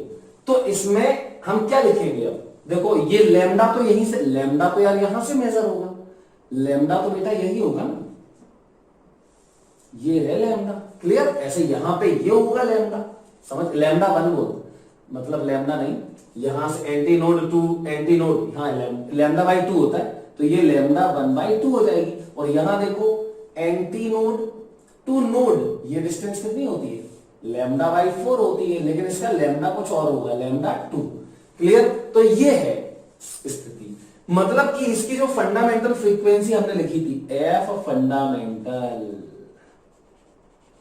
क्या लिखा था, V/2L, याद है। तो V/2L, L नहीं होना चाहिए, L प्लस, L की जगह पे ये 2E ऐड होना चाहिए, तो L प्लस 2E होता है, ठीक, सिंपल है, कॉमन सेंस की बात है। इसमें देखो F फंडामेंटल क्या होता है, इसमें होता था V/4L, लेकिन अब फिर से L नहीं होगा, L प्लस सिर्फ E आएगा, L प्लस E। तो ये हमें दोनों बातें एंड करेक्शन के लिए याद रखना। अच्छा, अब एंड करेक्शन E की वैल्यू कितनी होती है, तो अगर इसकी रेडियस स्मॉल r हो, ट्यूब की रेडियस पर डिपेंड करता है, अगर ट्यूब की रेडियस स्मॉल r है तो एंड करेक्शन होता है 0.6r, क्लियर। ये याद रखना आपको। तो ये चीजें क्लियर हो गई होंगी आई थिंक, तो इतना ही सा है बस। अब मैं इसको मिटा देता हूं। अब हम पढ़ते हैं अपना जो टॉपिक है, कौन सा, रेजोनेंस ट्यूब। ये पार्ट बहुत इंपॉर्टेंट है ये, ठीक है, मेंस हो चाहे एडवांस हो, सब में इसका क्वेश्चन आता है। तो रेजोनेंस ट्यूब देखो क्या है, to find speed of sound in air. अब यहां पे हम करते क्या है, एक ट्यूनिंग फॉर्क रख देते हैं जिसकी फ्रीक्वेंसी होगी f, और ये फ्रीक्वेंसी हमें पता होगी, इसकी फ्रीक्वेंसी अननोन नहीं है, नॉन है, ट्यूनिंग फॉर्क की फ्रीक्वेंसी हमें पता होती है। तो ये ट्यूनिंग फॉर्क अपनी फ्रीक्वेंसी से ऐसे वाइब्रेट कर रहा है। अब यहाँ एयर तो है ही नहीं, पूरे में पानी भर दिया, एक ट्यूब लेते हैं इसमें जिसमें पूरा पानी भर देते हैं और यहाँ पे नीचे कोई सिस्टम लगा देते हैं जिससे आप जितना चाहें पानी बाहर निकाल सकते हैं और फिर इसको नल को बंद कर सकते हैं, टैप टाइप का है। ठीक है, चलो तो अभी यहाँ इसको फ्रीक्वेंसी से करा दिया, तो यहाँ तो एयर है ही नहीं, स्टैंडिंग वेव तो एयर में बनती है ना। अगर यहाँ पे एयर होगी तो कंप्रेशन रेयरफेक्शन जाएगा, फिर यहाँ टकराएगा, टकरा के वापस आएगा, तो एक जाएगा वेव और एक टकरा के वापस आएगी, दोनों में सुपरपोज होगा तब स्टैंडिंग वेव बनेगी। तो इसको हम खाली करना शुरू कर देते हैं। ठीक, चलो भाई हमने इसको खाली किया, खाली किया, खाली किया, ये खाली करते जा रहा है। ठीक, फिर हमने देखा, ध्यान से सुनना, हमने देखा कि जब खाली करते जा रहा है लगातार, एक इतना जैसे खाली किया, कितना खाली किया, इतनी लेंथ, तब हमें एकदम से तेज आवाज सुनाई दी, एकदम से तेज आवाज सुनाई दी। कैसे सुनाई दी, देखो तेज आवाज, तेज आवाज हमें क्यों सुनाई दी, एक्चुअली में इसकी जो फ्रीक्वेंसी है और यहाँ पे जो इसको नीचे करते जा रहे हो तो यहाँ एयर कॉलम आता जा रहा है, तो यहाँ पे इसकी फ्रीक्वेंसी के हिसाब से एक स्टैंडिंग वेव बनेगी। कैसे बनेगी स्टैंडिंग वेव, ये कंप्रेशन रेयरफेक्शन अंदर भेजेगा, फिर टकरा के वापस आएंगे, तो ये सबसे पहली सिचुएशन है। अब एक बात बताओ, क्या इसमें v बदल सकता है? एयर में v तो फिक्स रहता है ना, v जो हमें निकालना है, ये v ये तो फिक्स होगा, जो भी होगा, v बराबर under root gamma R T upon M, तो इसमें तो कोई भी चीज बदलेगी नहीं, है ना। तो यहां पर वेलोसिटी जो स्पीड ऑफ साउंड है वो तो फिक्स है, v बराबर, अब फॉर्मूला क्या होता है, f लैम्डा, तो f मतलब लैम्डा बराबर क्या होगा,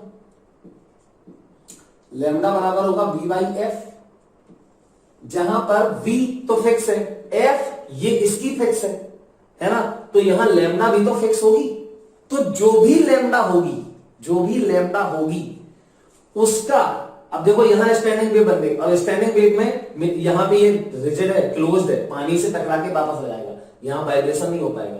तो पहले तो ये थोड़ा सा ऊपर बनेगा, है ना, क्या बनेगा, ये एंटी नोड, ये नोड, और ये लेंथ है देखो L, ये L है, और ये क्या है E। अब थोड़ा ध्यान देना, यहां से यहां तक की डिस्टेंस क्या होगी, लैम्डा बाई 4, सही है ना, नोड और एंटी नोड के बीच की डिस्टेंस लैम्डा बाई 4, ठीक है। लेकिन ये वाली अब यहां लैम्डा की वैल्यू कुछ होगी ना, अब तुम पानी ऊपर तक भरे थे, जब धीमे धीमे खाली करते करते करते करते जब ये लेंथ जो है L प्लस E, L नहीं L plus E, lambda by 4, lambda जो भी हो, लैम्डा मान लो 20 सेंटीमीटर है, तो ये लैम्डा बाई 4 आएगा 5, तो जब ये L प्लस E कितना हो जाएगा, 5 सेंटीमीटर हो जाएगा, तभी तो ये पॉसिबल है, एंटी नोड और नोड, उसके पहले तो पॉसिबल ही नहीं है, क्योंकि लैम्डा तो फिक्स है इसकी। पहली बात क्लियर हो गई, मतलब कि जैसे ये वाली सिचुएशन में आएगा, ये पानी खाली होते होते यहां तक आएगा, मतलब लैम्डा बाई 4 बराबर L plus E, L1 plus L1 मानेंगे इसको, तो L1 प्लस E बराबर लैम्डा बाई 4, फर्स्ट इक्वेशन। ये तब की लेंथ है जब इसकी जो फ्रीक्वेंसी, यहां पे जो फ्रीक्वेंसी प्रोड्यूस हो रही है स्टैंडिंग वेव की फ्रीक्वेंसी, वो ट्यूनिंग फॉर्क की फ्रीक्वेंसी के बराबर हो गई। समझ गए, निकाल के देख लो, अभी बताया तो, लैम्डा बराबर v बाई एफ, इसका मतलब एफ फ्रीक्वेंसी तो इसी की है ना, बराबर हो गई। तो जब ये डिस्टेंस लैम्डा बाई 4 के बराबर है, तब आपको एकदम से तेज आवाज सुनाई देगी, ये रेजोनेंस होता है, इसको बोलते हैं रेजोनेंस, जब इसकी फ्रीक्वेंसी और यहां प्रोड्यूस होने वाली वेव की फ्रीक्वेंसी बराबर हो जाए। ये हम एक्सप्लेन करेंगे बाद में, रेजोनेंस में एकदम तेज आवाज क्यों सुनाई देती है, ये हम आपको जरूर बताएंगे, लेकिन अभी नहीं, अभी टाइम की कमी है थोड़ी सी। चलो ये क्लियर हो गया, रेजोनेंस जब होता है तो एकदम से तेज आवाज आती है। रेजोनेंस होता कब है, जब इसकी फ्रीक्वेंसी और इसकी यहाँ की फ्रीक्वेंसी बराबर हो जाएगी। चलो तो पहला केस तो हो गया, अब दूसरा केस, और खाली कर दो इसको, तो चलो भैया और खाली कर देते हैं इसको, मैंने इसके बाद और खाली किया तो यहां तक खाली हो गया। अब देखो यहां तक खाली हो गया और अगला केस भी हो गया, ये मतलब यहां पे क्या बन रहा था, एंटी नोड, यहां एंटी नोड होता है और यहां नोड, तो एंटी नोड बीच में भी एक नोड बनने लगा यहां पे, ठीक। तो देखो ये होगा, ऐसी सिचुएशन आ गई, क्लियर। तो ये क्या है, एंटी नोड, ये क्या है, नोड, ये क्या है, एंटी नोड, ये क्या है, नोड, यही तो होता है अगला सिचुएशन। और लेंथ तो है ही इसमें पर्याप्त, तो नीचे मिलेगी आपको लेंथ। और ये कितना है, ये है एंड करेक्शन, कितना ई, और ये वाली लेंथ कितनी है L2। तो मैं अब क्या बोलूंगा, वेवलेंथ, अभी वेवलेंथ नहीं बदल सकती, ध्यान रखो। लेंथ इसमें जो वाइब्रेशन हो रहा है, फ्रीक्वेंसी है, वो तो इसी के हिसाब से हो रहा है ना यार, इसकी फ्रीक्वेंसी इसी के हिसाब से, लेकिन स्टैंडिंग वेव नहीं बन पा रही थी बस क्योंकि लेंथ की कमी थी। तो लेंथ जैसे ही पर्याप्त होती जाएंगी वो स्टैंडिंग वेव बनती जाएगी। तो यहां पे ये टोटल लेंथ हो जाएगी, देखो ए से ये एन, ए और एन, फिर ए और एन, और फिर ए और एन, मतलब कि 3 times lambda by 4, 3 times lambda by 4। तो L2 प्लस ई, देखो L2 प्लस ई बराबर हो गया 3 टाइम्स लैम्डा बाई 4, ये सेकंड इक्वेशन। क्या थर्ड भी मिल सकती है, पता नहीं, सफिशिएंट लेंथ होगी तो मिल जाएगी, और खाली कर दो 5 टाइम्स लैम्डा बाई 4 आ जाएगा, ये ध्यान रखना आगे, क्लियर। तो रेजोनेटिंग लेंथ बोलते हैं इनको, L1 L2 L3, क्या है ये, रेजोनेंस वाली लेंथ है। तो ये पूछता है बताओ कौन कौन, तो इसको क्या करें हम, देखो ध्यान से। सबसे पहले यहां पे ई निकालो, तो फर्स्ट डिवाइडेड बाई सेकंड कर दो, देखना ध्यान से, फर्स्ट डिवाइडेड बाई सेकंड क्या हो जाएगा, L1 plus e upon L2 plus e बराबर 3/4 अपॉन 3 लैम्डा बाई 4, 1/3 आ जाएगा। क्रॉस मल्टीप्लाई करो तो 3L1 प्लस 3E बराबर L2 प्लस ई। तो ये देखो L2 माइनस 3L1, L2 और ये 3L1 आ गया, तो L2 माइनस 3L1 बराबर ई, इस तरह तो 2E। तो E की वैल्यू हो गई L2 माइनस 3L1 अपॉन 2। ये इस फॉर्मूले से हम E निकालेंगे, समझ में आई। अब E की वैल्यू, अब E आ गया, अब देखो इसको करो फर्स्ट और सेकंड, सेकंड माइनस फर्स्ट कर दो, क्या कर दो, सेकंड माइनस फर्स्ट करो। तो सेकंड माइनस फर्स्ट करोगे आप तो L2 प्लस ई, L2 plus E minus L1 minus ई बराबर 3 lambda by 4 minus lambda by 4, ये क्या हो जाएगा 2 लैम्डा बाई 4, मतलब लैम्डा बाई 2। तो देखो ई से ये ई खत्म हो गया, तो L2 माइनस L1 बराबर ये लैम्डा बाई 2, L2 L1 ये तो मेजर कर लेंगे। तो इस तरीके से आप लोग क्या कर सकते हो, लैम्डा ई आ गया, अरे यार ई आ गया, L1 पता है तो लैम्डा तो आ ही जाएगा, तो वी कैन फाइंड लैम्डा। जैसे ही लैम्डा आ जाए, जैसे ही लैम्डा आ जाए तो यहां पे V बराबर एफ लैम्डा में एफ आपको इसकी फ्रीक्वेंसी दी गई है, लैम्डा वेवलेंथ हमने देखो इस एक्सपेरिमेंटल से निकाला, तो V हम निकाल लेंगे, स्पीड ऑफ साउंड यही है, this is the method, clear. तो आई थिंक आप लोग रेजोनेंस ट्यूब को समझ गए होंगे, बहुत इंपॉर्टेंट है, सिंपल है बिल्कुल। देखो बेटा अब हम लोग पढ़ रहे हैं बीट्स। बीट्स में क्या होता है, देखो ध्यान से, if two waves of different frequency, सबसे पहली बात है different frequencies travel in same direction, दोनों सेम डायरेक्शन में ट्रेवल करनी चाहिए। मतलब कि ऐसे समझो, दो स्पीकर लगा दिए हमने यहाँ पे, एक स्पीकर से वेव गई साउंड वेव और दूसरी से गई साउंड वेव, ठीक है।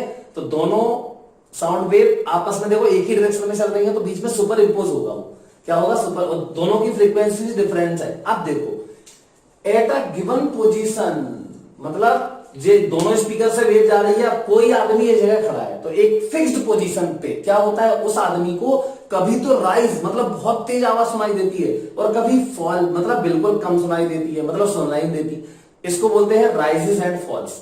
तो राइजेस एंड फॉल्स एक ही गिवन पोजीशन पे सुनाई देते हैं, हर पोजीशन, चाहे जहां खड़े हो जाओ वहीं पे खड़े खड़े आपको कभी तेज कभी धीमी, कभी तेज कभी धीमी ऐसे सुनाई देगी।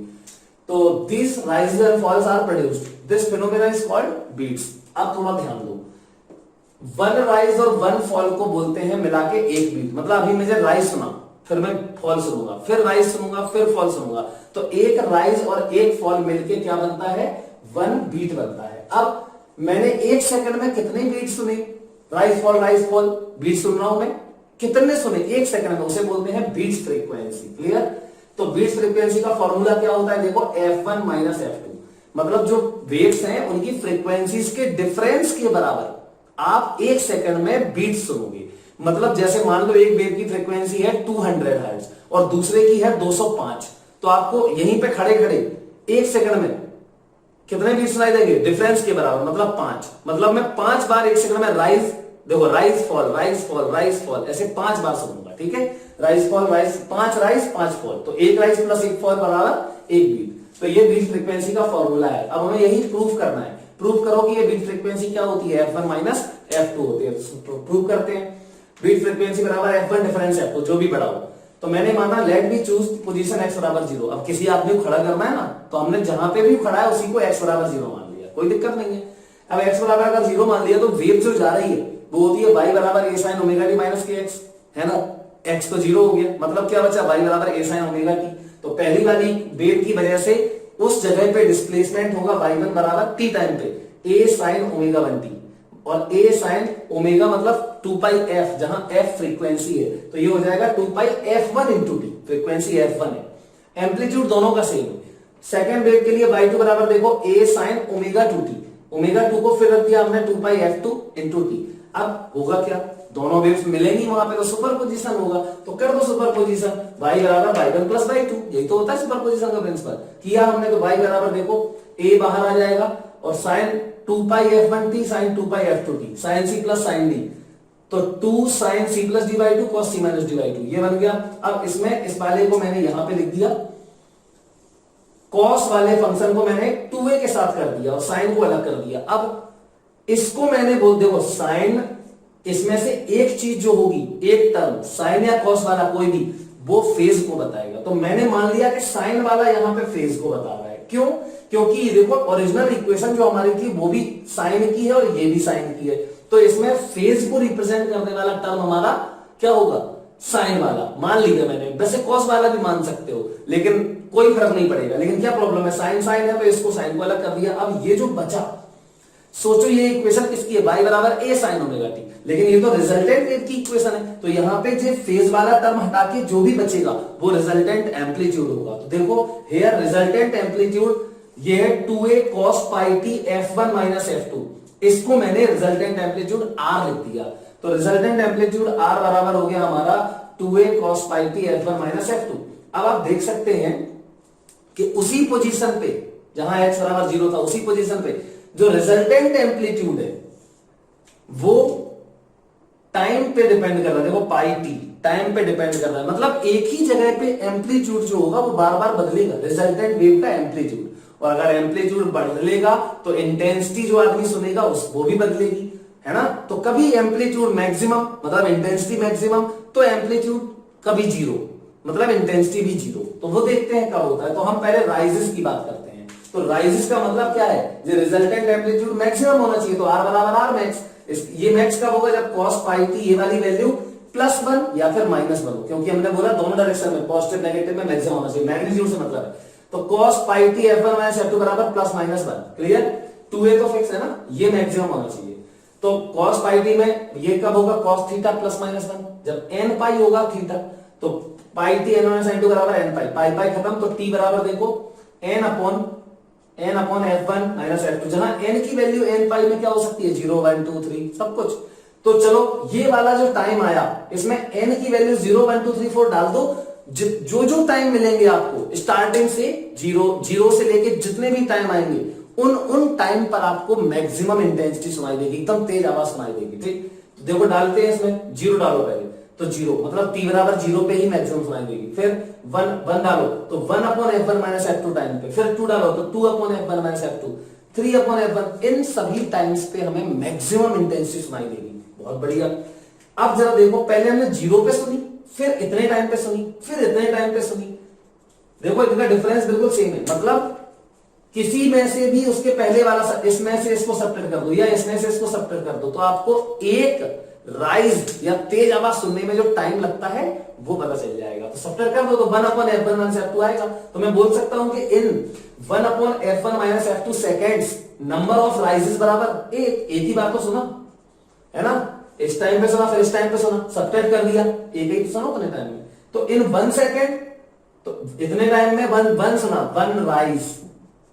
तो इन 1 सेकेंड, मुझे तो 1 सेकेंड में निकालना है। क्यों निकालना है, क्योंकि बीट फ्रीक्वेंसी क्या होती है, बीट फ्रीक्वेंसी होती है ये देखा नंबर ऑफ बीट्स मतलब नंबर ऑफ राइजेस या नंबर ऑफ फॉल्स, क्योंकि राइजेस के बीच बीच में फॉल्स भी होते हैं। ठीक, तो in 1 second number of rises बराबर ये हो जाएगा f1 माइनस f2, मतलब beat frequency f1 minus f2।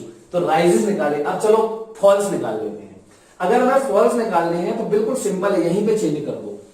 देखो फॉल्स के लिए क्या होगा, ये मिनिमम होना चाहिए, तो ये मिनिमम रिजल्टेंट एम्पलीट्यूड मिनिमम कितना, 0 ही तो होगा, तो ये 0 होना चाहिए। इसके लिए pi T F1 minus F2, F1 minus F2 बराबर क्या होना चाहिए, ये होना चाहिए 2n plus 1 into pi by 2। देखो पाई से ये पाई खत्म, तो t बराबर हो जाएगा 2n plus 1 upon 2 F1 minus F2, ये आएगा।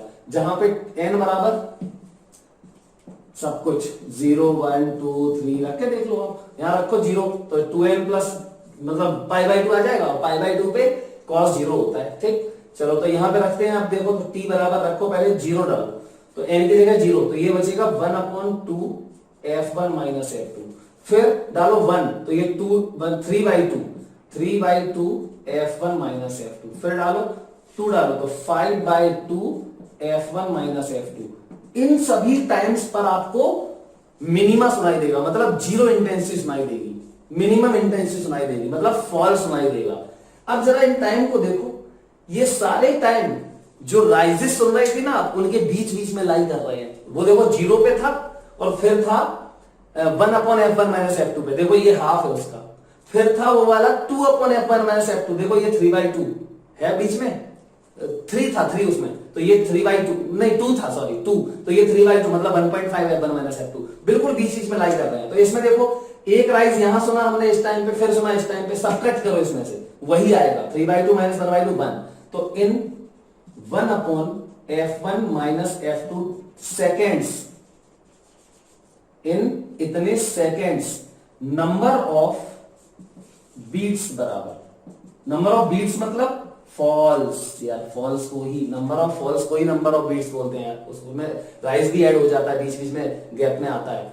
तो फॉल्स बराबर क्या हो जाएगा, ये हो जाएगा 1, तो in 1 second number of false बराबर 1 अपॉन इतना, मतलब F1 माइनस F2। इससे भी प्रूफ हो गया, चाहे तो राइजेस से कर लो चाहे फॉल से कर लो। क्या प्रूफ किया हमने, बीट फ्रीक्वेंसी होती है F1 और F2 के डिफरेंस के बराबर, मतलब दोनों वेव्स की फ्रीक्वेंसी के डिफरेंस के बराबर आपको 1 सेकंड में राइजेस सुनाई देंगे, और उतने ही उसी सेकंड में बीच बीच में गैप में फॉल सुनाई देंगे। समझ में आई बात कि नहीं? अब एक बात सुन लें ध्यान से, अगर मैं आपसे कहूं एक ट्यूनिंग फॉर्क है, क्या है ये ट्यूनिंग फॉर्क,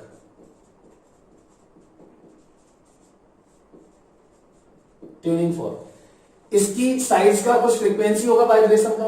अगर मैं इस पे वैक्स लगा दूं, वैक्स, ठीक है, इसकी साइड्स पे वैक्सिंग कर दे, ऐसे मोटी कर दे साइड, तो इसकी फ्रीक्वेंसी क्या हो जाएगी, ऑब्वियस सी बात है कम हो जाएगी, वाइब्रेशन कम धीमे धीमे होगा। तो किसी ट्यूनिंग फॉर्क के साइड्स पे वैक्स लगाने पे उसकी फ्रीक्वेंसी घट जाती है।